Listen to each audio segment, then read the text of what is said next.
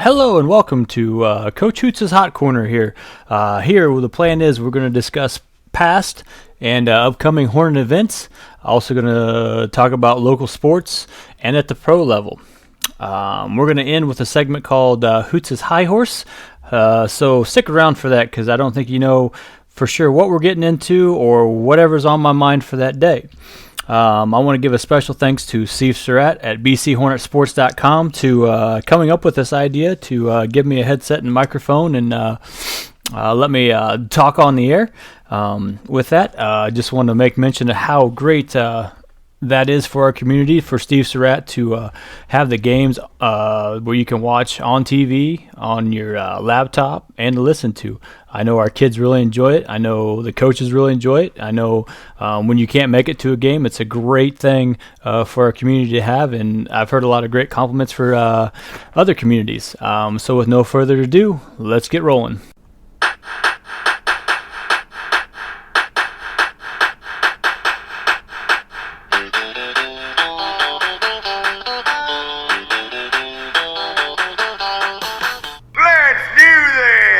We're going to start out our show by talking about the girls basketball team. Right now, the girls are sitting at 3-3. They placed 5th in the Lady Hornet Classic over Thanksgiving. We had 2 girls, Belle Cook and Katie Flynn, make the all-tournament team here in Brown County. When they go on this week, they play at Camp Point on Monday. They play in a boys-girls doubleheader where the girls will play the first game varsity only at 6, followed by the boys at 7:30. They take on a Camp Point squad, which I think they started in a bigger holiday tournament. Coach Long is their head coach. He is a very, very good basketball coach, and he's probably one of the best girls coaches in the area. He does a great job of scheming to what his kids can do, whether it's slow it down or play fast, play man or play zone. So the girls are in for a tough task when it comes to Camp Point on Monday. Following Monday, at Wednesday, they play at home versus Minden Unity. Minden took 3rd at our tournament here in Brown County. Their girls teams have been very successful here recently as far as girls basketball and volleyball and softball. I think Coach Begman would probably have them ready to go with that. I know Coach Phelps probably had a pretty good scout this week, obviously being able to watch them 4 times at our place. So I'm sure he'll have our girls raring to go there on Wednesday at the Nest. So if you're not doing anything on Wednesday, come on out and support our girls. I went out and watched 2 of their games, once against Fiore and once against West Hancock, and I came away with it with our girls play very hard on the defensive end. With that, they play real hard. They get after it. They're a scrappy team. They'll get up and guard you. A lot of defensive pressure. Here on the early going, obviously free throws and shooting percentage is a big factor. But looking at our team, we've kind of got a good mix of young and old. And usually the first part of this season, your offense is a little shaky. Your defense is probably ahead of your offense, and that's what we're probably seeing right now with this kind of young Hornet this young Hornet club, and they are ready to go. I think this club's going to do nothing but get better as the year goes by, and they're going to be very competitive when it comes to regional time. With the mixture that we got going, we can run about anywhere from 8 to 9 deep, which is very good in a girls basketball game or any type of basketball game to be able to go that deep. I'm expecting big things out of the girls moving forward. They're definitely going to be some to reckon with coming up. Talking about the Lady Hornet Classic, I think Coach Phelps and his staff did a great job putting that on this week for the community of Brown County. One thing that probably goes overlooked is how much revenue it brings to the county of people, whether it's Casey's, whether it's McDonald's, the fast food that brings people in and to help raise money around town with that. I know Coach Phelps did a wonderful job with that tournament. The thing that probably also goes unnoticed is not only does he have to coach the Lady Hornets, is he has to get everything organized when it comes from the officials to the workers and all that. He did a fantastic job, getting things organized and making sure everything's on point. Very well run tournament this year in Brown County. With that, moving on to the boys section, the boys go to Central on Monday. They play Camp Point. Bryce Long is the returning sniper from Camp Point. They finished 7th at the Pittsfield Thanksgiving tournament. with that. Central, I believe they won the regional last year and graduated a lot of people. So they're probably got some youth on their side, but the only thing looking at that game is they have 4 games on our Hornets. I know our Hornets will be ready and excited to go, but sometimes those legs, when you get the games going, it's kind of hard to beat. Then our boys travel to Griggsville on Tuesday. They play the Nick. They play Coach Bradshaw. The General is what they like to call him in Griggsville, General Bradshaw. They are kind of got that youth on their side also, but they seem to shoot very well when it comes to playing at Griggsville. They're just a different shooting team when they play at Griggsville instead of other places. And looking ahead forward to Friday, where the Hornets travel to Bluffs to play West Central. West Central is coming fresh off the Beardstown tournament win. They defeated Southeastern. They are off to a 4-0 start. West Central is made out to be one of the best teams in the area. A lot of people got them in their Final Four for 1A this year. They return the three-headed monster in Gabe Cox, Cole Howard, and the Evans boy. Evans is a good shooter from the outside. He's left-handed. Gabe Cox is probably one of the purest point guards in the area, and Cole Howard is a 6'4", kind of a swing man with a lot of energy. Couple that with Ryan Moore and Braden Little. That's a tough 1A squad for a lot of people to handle. But our boys will travel to Bluffs to handle those guys, and hopefully, come out and play a hard game against West Central as far as the conference game. So looking at that, 2 conference games with Griggsville and West Central, all on the road. So our boys are really going to have to be road warriors this week. Little notes about the team. The seniors this year, Nathan Henriker is probably the top returner.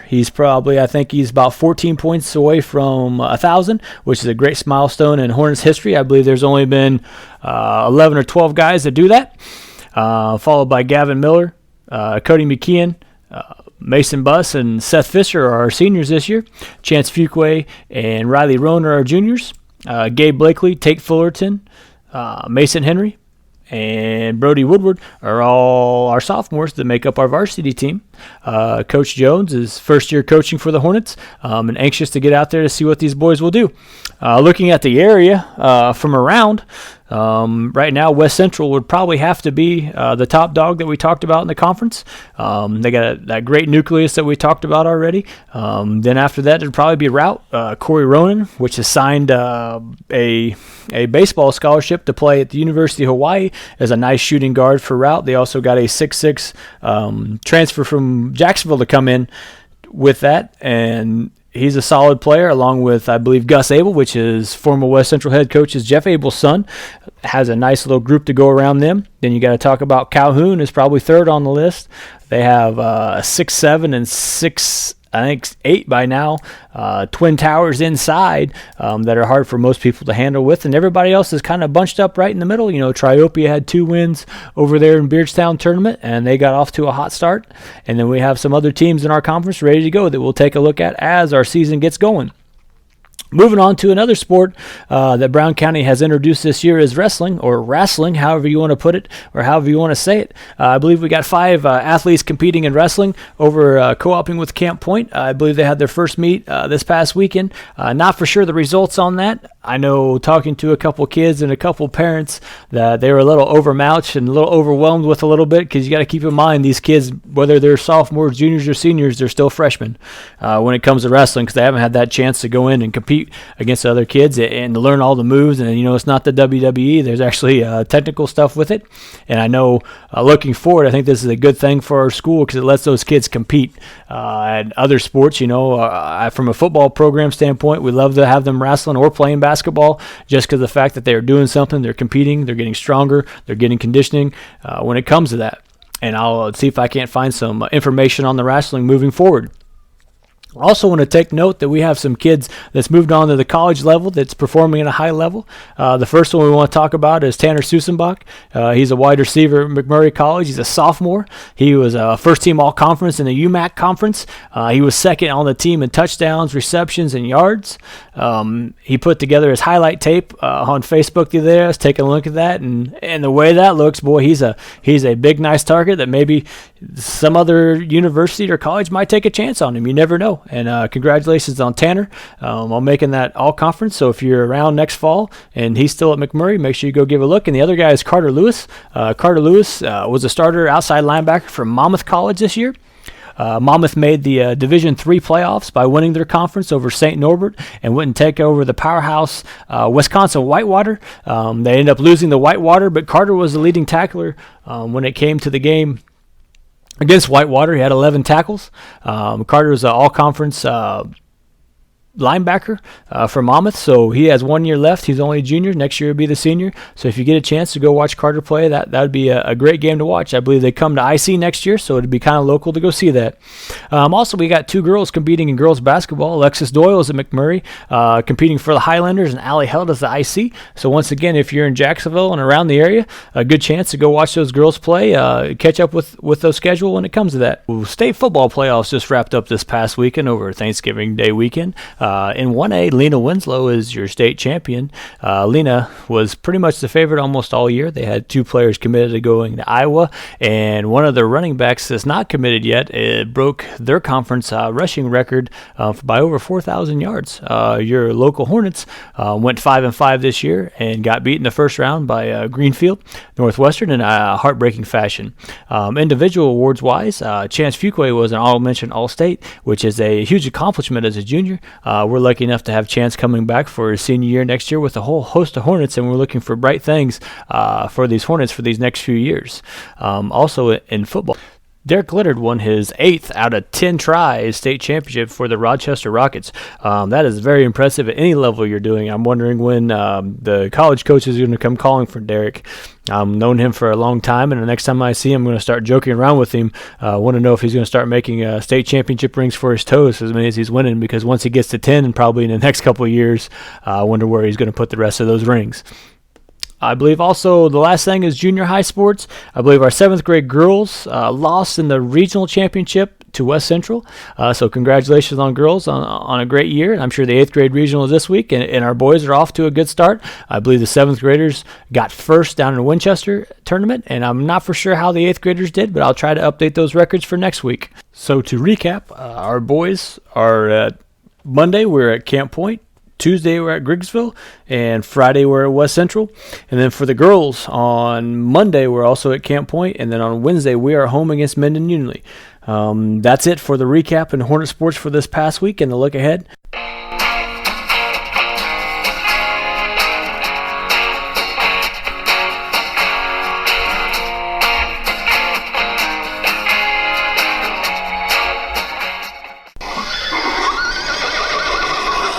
We are on to a segment right now that we call Hoots' High Horrors.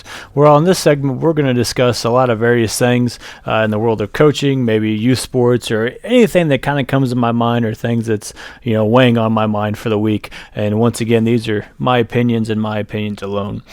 Thinking about the Thanksgiving season and in regards to coaching, one of the things that a lot of people don't realize is they see a lot of times the wins and losses on the scoreboard a lot of times, and they don't really think about the whole total meaning of coaching. And it's one of those things that as a coach, we want to build people to the future, to be the best daughters or husbands or whatever we're dealing with at the time, to be the best people possible. And one thing that always for me as a coach that comes along makes me feel good about what I've done in the past or how I've treated kids is usually around the Thanksgiving, Christmas time, where you get that random text message of, hey coach, Thanksgiving, or happy Thanksgiving, or hey coach, Merry Christmas, or, what it may be. You might have a big game and you get those text messages a lot, and for me, on Thursday, got a, text message from one of our former players that really wasn't even, he was our manager. He didn't even play for me, that he was our manager our 2 last years in baseball.